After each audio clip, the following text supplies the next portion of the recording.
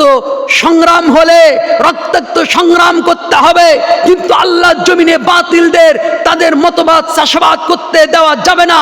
আলা লাহুল খালকু ওয়াল আমর, সৃষ্টি যার, আইন চলবে তার। ইনিল হুকমু ইল্লা লিল্লাহ, এই জমিনের হুকুম চলবে একমাত্র আল্লাহ রাব্বুল আলামিন। অন্য কোন বাতিল শক্তির হুকুমাত মতবাদ চলতে আল্লাহর জমিনে পারে না। এই জন্য হিসাব করুন, মোবাইল একজনের বই তার, আরেকজনের মোবাইল বই তার। এখন নোকিয়া আলার বই দিয়ে যদি সিডি সেল আলার চালানো হয়, তাহলে কখনো কি এই সেট ভালোভাবে চলবে? এজন্য জমিন আল্লাহর, আল্লাহর জমিনে যদি অন্য কারোর বই দিয়ে জমিন চালানোর চেষ্টা করা যায়, তাহলে এই জমিন কি ভালো চলবে? চলবে না। এজন্য সৃষ্টি যার, আইন চলবে তার। সেইভাবে আমাদেরকে সামনে অগ্রসর হতে হবে, বাতিলদেরকে দাঁত ভাঙ্গা জবাব দিতে হবে। এই জমিনের একটি বালুকণা কি তোমরা সৃষ্টি করেছো? এই জমিনের একটি গাছ, একটি কুড়ো কি তোমরা সৃষ্টি করতে পারো? যে আল্লাহ সৃষ্টি করেছেন, সেই আল্লাহর হুকুমত ছাড়া কোনো মানব রচিত মতবাদ এই জমিনে চলতে পারে না, চলতে দেওয়া হবে না। এই সংগ্রামে আমাদেরকে ঝাঁপিয়ে পড়তে হবে। জমিন আল্লাহর, আমরা আল্লাহর, সৃষ্টি আল্লাহর, বাতাস আল্লাহর, আকাশ আল্লাহর, জমিন আল্লাহর, চন্দ্র আল্লাহর, নক্ষত্র আল্লাহর, সূর্য আল্লাহর, সবকিছু আল্লাহর। এই জন্য আইন অন্য কারোরটা চলতে দেওয়া যাবে না। সুপ্রিয় বন্ধুরা, আমাদের হতাশ হওয়ার কিছু নয়। আমাদের পূর্বে অনেক নবী আর রাসূল এসেছিলেন। সব নবী আর রাসূল তিনারা ইসলামী রাষ্ট্র কায়েম করে দিয়ে যেতে পারে নাই। তবে আল্লাহর পক্ষ থেকে ছিল হুয়াল্লাযী আরসালা রাসূলাহু বিল হুদা ওয়া দীনিল হক লিযহিরাহু আলা দ্বীনি কুল্লিহি ওয়া কাফা বিল্লাহি শাহীদা ওয়ালাউ কারিহাল মুশরিকুন। এক এক জায়গায় এক এক রকম, তিন জায়গায় আল্লাহ রাব্বুল আলামিন কোরআনুল কারীমের ভিতরে এ কথা বলেছেন যে আমি নবী আর রাসূলদেরকে প্রেরণ করেছি।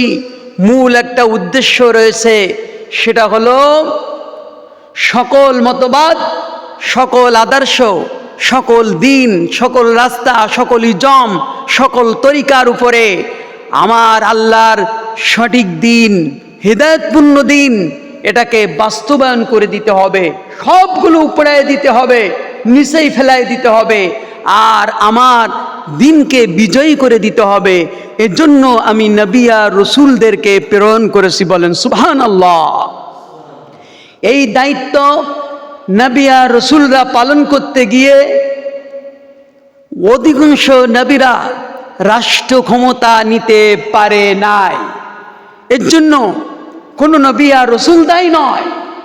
তাদের কাজ হচ্ছে দিনকে বিজয়ী করে দেওয়ার চেষ্টা করা।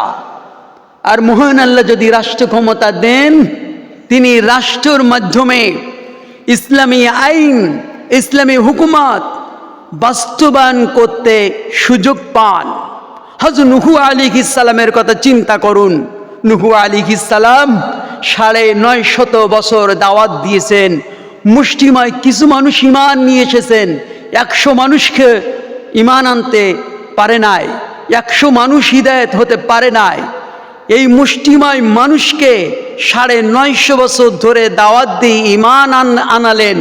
এতে হযরত নূহ আলাইহিস সালাম যে আল্লাহর দরবার থেকে বিচলিত হয়ে গেছেন তাই নয়, তিনি আল্লাহর কাছে মর্যাদা পাবেন, হিদায়াতের মালিক আল্লাহ রাব্বুল আলামিন। আমাদেরকেও ইসলামী রাষ্ট্র বাস্তবায়নের জন্য প্রচেষ্টা করতে হবে।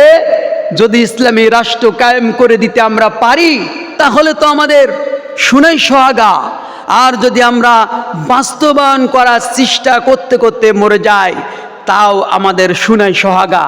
কারণ হাতি আমরা শুনি বাঁচলেও লাখ টাকা, মরলেও লাখ টাকা, একটা গল্প আছে।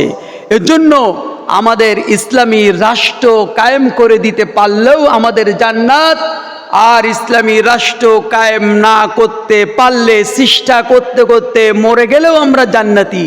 এজন্য আমাদের এই পথে টিকে থাকতে হবে। আমি ছোট্ট একটা গল্প দিয়ে আজকে শেষ করতে চাই। দেখুন, একজন মালিক তার শ্রমিককে কাজে নিয়েছে, অর্থাৎ মাঠের উদাহরণ দিই। মাঠে সকাল থেকে সন্ধ্যা পর্যন্ত একজন ভুঁই রোবে, ধান ক্ষেত রোবে। এখন এই জমিতে নেমেছে ৫-৭ জন মজুরি। এই মজুরিরা যখন তাদের কাজ করছে, এই মালিক যিনি জমির মালিকের বিরুদ্ধে শক্তি শত্রু যারা, এরা এসে বৈধ জমির উপরে এই শ্রমিকদেরকে আক্রমণ করছে। এই জমিতে তোমরা ধান রুতে পারবে না। এই কিষানদের উপরে আক্রমণ করছে, তোমরা এই জমিতে ধান রোপণ করতে পারবে না। এখন যারা কামলা দিচ্ছে, জন দিচ্ছে, কিষান দিচ্ছে, এরা বলল আমাদের মালিকের বৈধ জমি, এই বৈধ জমির উপরে আমরা চাষ করব, তোমরা বাধা দেওয়ার কে? এখন তারা অস্ত্র শস্ত্র নিয়ে এসে আঘাত করলো এই জনদের উপর, এই কিষানদের উপরে। এমত অবস্থায় জনরা ওই তার মালিকের শত্রুর সঙ্গে লড়াই করতে করে অনেকে আহত হলো, অনেকে জীবন দিল, অনেকে রক্তাক্ত হলো, অনেকে হসপিটালে গেল। সন্ধ্যার সময় যখন মালিক তার ভুঁইতে এসে দেখলো এই অবস্থা, তখন যে মারা গিয়েছে তার পরিবারের দায়িত্ব মালিক নিয়ে নিয়েছে। এমনকি যে হসপিটালে রক্তাক্ত হয়েছে তার দায়িত্ব মালিক নিয়ে নিয়েছে। এমনকি যারা আহত হয় নাই তাদের পূর্ণাঙ্গ মজুরি দিয়ে দিয়েছে। এইভাবে করে যারা জীবনের শুরু থেকে শেষ পর্যন্ত আল্লাহর বৈধ জমিনে আল্লাহর হুকুমাত চাষ করার জন্য সকল বাতিল মতবাদকে উৎখাত করে দিয়ে আল্লাহর মতবাদকে প্রতিষ্ঠিত করে দেওয়ার জন্য জীবন শেষ পর্যন্ত কাজ করছে। কেউ মরে যাচ্ছে, সে শহীদ হয়ে যাচ্ছে, যে আহত হচ্ছে, রক্তাক্ত হচ্ছে, সে আল্লাহর কাছে গাজীর মর্যাদা পাচ্ছে। এইভাবে করে যে আহত হচ্ছে না, চেষ্টা করে যাচ্ছে, সে আল্লাহর জান্নাতের উচ্চ মাকামের নিয়ামত ভোগ করছে। এইভাবে কোনো শ্রেণী নৈরাশ হবেন না। আপনারা আপনাদের দায়িত্ব আল্লাহর জমিনে আল্লাহর হুকুমাত প্রতিষ্ঠিত করার জন্য সংগ্রাম করা, বাতিলের বিরুদ্ধে সংগ্রাম করা। যারা অবৈধভাবে আল্লাহর জমিনে তাদের হুকুমাত প্রতিষ্ঠিত করতে চায়, তাদের মানবরচিত মতবাদ প্রতিষ্ঠিত করতে চায়, তাদের বিরুদ্ধে আপনাদের দাঁত ভাঙ্গা জবাব দিতে হবে। তাদেরকে প্রথম বুঝাতে হবে, বুঝবে না, আপনাদের কাজে বাধা দিতে হবে। মুখোমুখি সংঘর্ষ মুখোমুখি হবে, হাতাহাতি হলে হাতাহাতি হবে, রক্তাক্ত সংগ্রাম হলে রক্তাক্ত সংগ্রাম করতে হবে। কিন্তু আল্লাহর জমিনে বাতিলদের তাদের মতবাদ চাষাবাদ করতে দেওয়া যাবে না। আলা লাহুল খালকু ওয়াল আমর, সৃষ্টি যার, আইন চলবে তার। ইনিল হুকমু ইল্লা লিল্লাহ, এই জমিনের হুকুম চলবে একমাত্র আল্লাহ রাব্বুল আলামিন। অন্য কোনো বাতিল শক্তির হুকুমাত মতবাদ চলতে আল্লাহর জমিনে পারে না। এই জন্য হিসাব করুন, মোবাইল একজনের বই তার, আরেকজনের মোবাইল বই তার। এখন নোকিয়া আলার বই দিয়ে যদি সিডিসেল আলার চালানো হয়, তাহলে কখনো কি এই সেট ভালোভাবে চলবে?